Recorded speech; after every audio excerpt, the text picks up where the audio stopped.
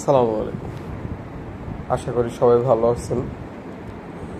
সত্যি কথা বলতে আমি ভিডিও বানাইতে পারি না এইভাবে, বা ভিডিওতে কথা বলতে গেলে আসলে কথা বলতে পারি না। সচরাচর এরকম হয় না, মানুষের মধ্যেও ভিডিও বানাইতে পারি না। তাই আজকে একটু একাই বাসায় ভিডিও বানানোর চেষ্টা করছি। ভিডিওটা বলতে আসলে আজকে একটা অভিজ্ঞতার কথা শেয়ার করতে চাইতেছি সবার সাথে। অভিজ্ঞতা বলবো না ভুল বলবো না কি বলবো আমি নিজেও জানি না। আজকে একটা শর্ট ট্রিপ ছিল আমার, ঢাকা টু টাঙ্গাইল বলতে পারেন, একতা এক্সপ্রেসে। তো একতা এক্সপ্রেসে টিকিট কেটেই উঠি। সচরাচর টিকিট ছাড়া আমি কখনো যাতায়াত করি না, ট্রেনে বিশেষ করে।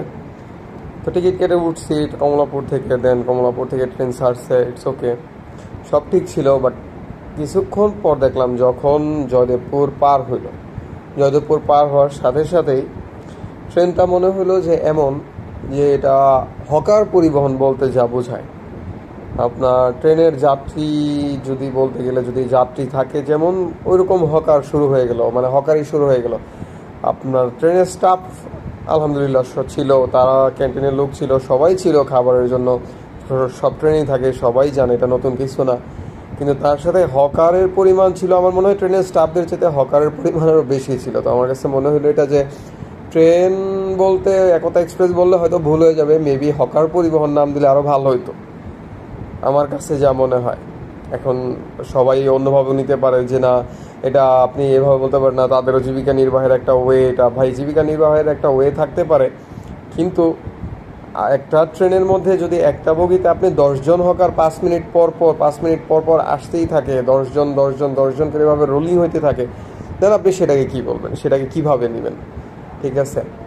তো আমার কাছে মনে হইলো যে বাংলাদেশ রেলওয়ে কর্তৃপক্ষ এইভাবে এদেরকে এত সুন্দর করে দিয়ে দিচ্ছে সব কিছু, যে আমার তাহলে মনে হয় যে এটাকে একতা এক্সপ্রেস কেন দিচ্ছেন, এটাকে হকার পরিবহন নামে দিয়ে দিতেন, ভালো চলতো আরও বেশি, যেহেতু যাত্রীদের সমতুল্য পরিমাণেই হকার ছিল।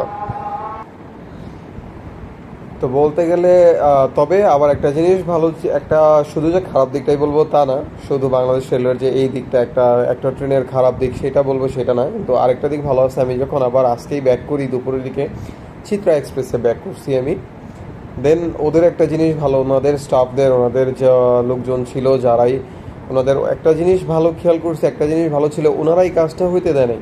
প্রত্যেক বগিতেই প্রত্যেক স্টপেই লোক উঠছে। তো ওনাদের প্রত্যেকটা স্টপেজে চিত্রা এক্সপ্রেসে লোক উঠছে, এক্সট্রা কিছু লোকও উঠছে, কিন্তু প্রত্যেকবার স্টপ থেকে তাদের স্টাফরা এসে চেক করে করে যাদের টিকিট নেই বা যাদের স্ট্যান্ডিং টিকিট, তাদেরকে আস্তে আস্তে একদিকে সরাই দিছে।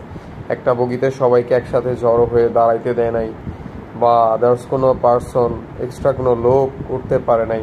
এই জিনিসটা অনেক ভালো লাগছে। এই জিনিসটা বাংলাদেশ রেলওয়ে একজন স্টাফ বলল চিত্রা এক্সপ্রেসেরই, যে বাংলাদেশ রেলওয়ের একজন লোক ছিল এর আগের সপ্তাহে নাকি চিত্রা এক্সপ্রেসেই, সেইখানে উনি এইরকম একটা ঘটনা দেখে ভিডিও করে, এটা দেওয়ার পর থেকে নাকি 1 সপ্তাহ যাবত এরকম পদক্ষেপ নেওয়া হয়েছে, এরকম চেক করা হয়। তো যদি একটার জন্য এরকম করা যায়, তাহলে কেন সবগুলোর জন্য করা যায় না? সবারই প্রশ্ন এরকমই, আমি মনে করি, আমার প্রশ্নটা এরকম। আর হচ্ছে যদি আপনারা করতে নাই পারেন, তাহলে একটা ওই ওই নামটা চেঞ্জ করে দিলেই তো হয়। আপনারা কেন একতা এক্সপ্রেস দিয়ে দিচ্ছেন বা অন্য কোনো নাম দিয়ে রাখছেন? হকার্স পরিবহন লিখে দেন, আরও সহজ হয়ে যায় সবার জন্য। এর আগে একবার আমি একতা এক্সপ্রেসে ট্রাভেল করছি, দেন ওটা ডিলে করেছিল মেবি 1.5 ঘন্টা। তো আজকে এই জন্য সেটাই মনে হইতেছে যে এটাকে কী বলবো, 1.5 ঘন্টা লেট নাকি হকার্স মার্কেট।